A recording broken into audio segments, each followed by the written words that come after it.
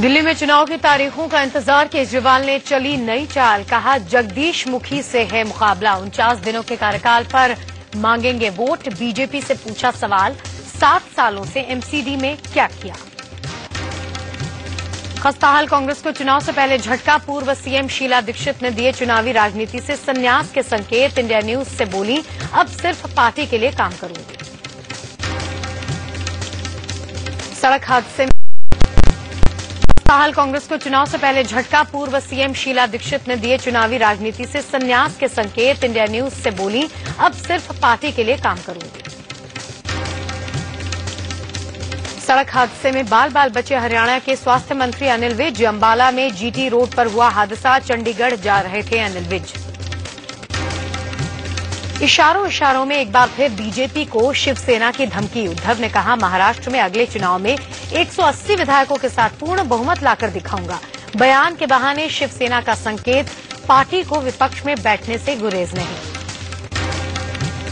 शिवसेना के मुखपत्र सामना में महाराष्ट्र के सीएम देवेंद्र फडणवीस पर हमला। संपादकीय में सीएम को विदर्भ पर बयान देने से बचने की सलाह।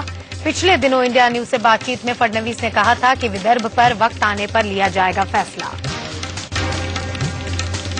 पीएम मोदी आज करेंगे ताबड़तोड़ बैठकें, सरकारी बैंकों के प्रमुखों से करेंगे विकास में भागीदारी पर चर्चा, तो रेल, सड़क और बिजली के बाबुओं से पूछेंगे योजनाओं का हाल।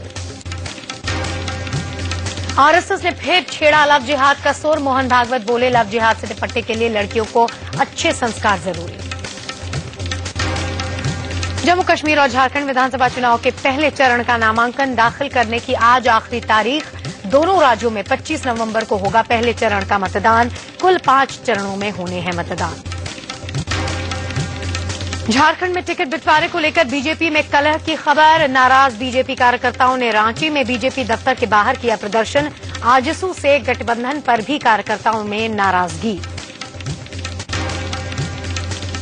पंजाब में टूट सकता है बीजेपी और शिरोमणि अकाली दल का गठबंधन। पंजाब बीजेपी कोर ग्रुप ने आगामी विधानसभा चुनाव अकेले लड़ने की मंशा जताई। शारदा चिटफंड घोटाला मामले में सीबीआई ने बीजेडी सांसद रामचंद्र हांसदा को किया गिरफ्तार। 2 पूर्व विधायक भी इस मामले में गिरफ्तार। पार्टी ने सांसद और दोनों पूर्व विधायकों को पार्टी से किया निलंबित। इंटरपोल की बैठक में हिस्सा लेने के लिए आज इजरायल जाएंगे गृहमंत्री राजनाथ सिंह। इस दौरान इजरायल के साथ कई अहम समझौतों पर भी हो सकते हैं हस्ताक्षर। कोलकाता को दहलाने की फिराक में पाकिस्तानी आतंकी। खुफिया अलर्ट के बाद बंदरगाह से हटाए गए 2 युद्धपोत। समुद्री किनारे पर सुरक्षा कड़ी।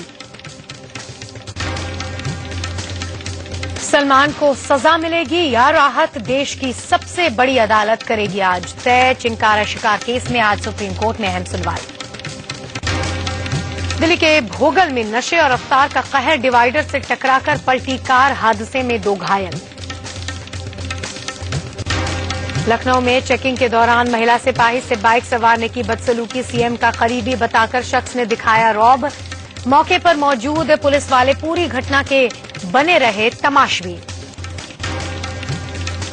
मध्य प्रदेश के बड़वानी में ऑटो पार्ट्स की 3 दुकानों में लगी भीषण आग। आग से लाखों का सामान जलकर खाक।